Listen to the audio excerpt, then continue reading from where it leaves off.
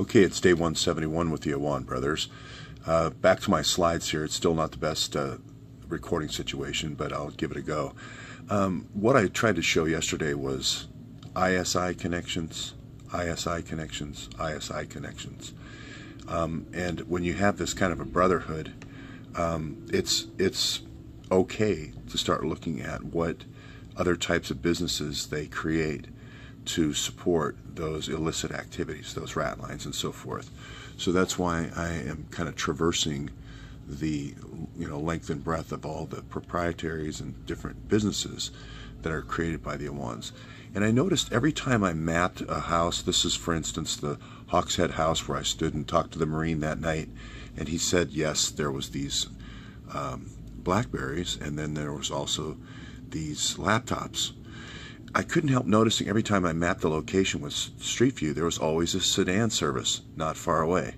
Now, before I go on to the sedans, I do want to talk a little bit about the Blackberries and the laptops.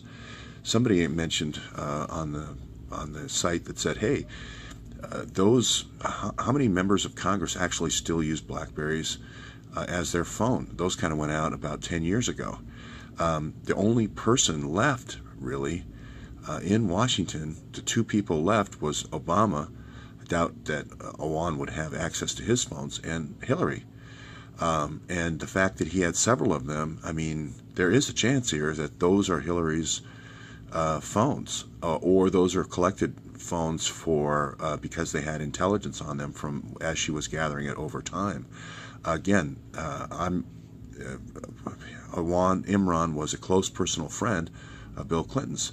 So if Imran is Hillary's hacker, those could be Hillary's phones. The other part of this was there was 4 or 5 laptops there that the Marine said had the government markings, was the stolen equipment. I just thought, are those the different FBI confiscated laptops? Because if they were in FBI possession, in McCabe's possession, they could be FOIA'd, they could be recovered if for some reason McCabe was no longer the second in command at the FBI. And wouldn't it be an interesting move to store those with a foreign intelligence agency in a ready position that they could be accessed if they ever needed to be accessed? So I thought that was interesting. They would have a liaison loophole here to not produce that equipment. So I'm sorry, I got folks next door that are kind of loud, but anyway, what I wanted to show on the map was here's down here in the Lorton area, and I mapped all these other locations in the Lorton area, and again, all of those have these obligatory car dealers next to them. Just a very interesting situation. And the hitman, Mahmoud here, the Pakistani Mahmoud, who is the registered agent of the Awan brothers, one of the Awan brothers' businesses, is right next to the El Salvadoran embassy, or consulate down here in Woodbridge, Virginia.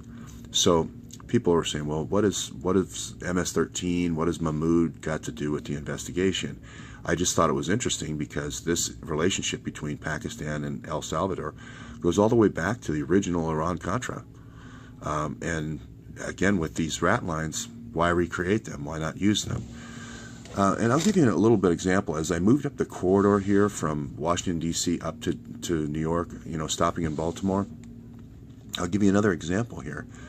This is a Awan Brothers limo.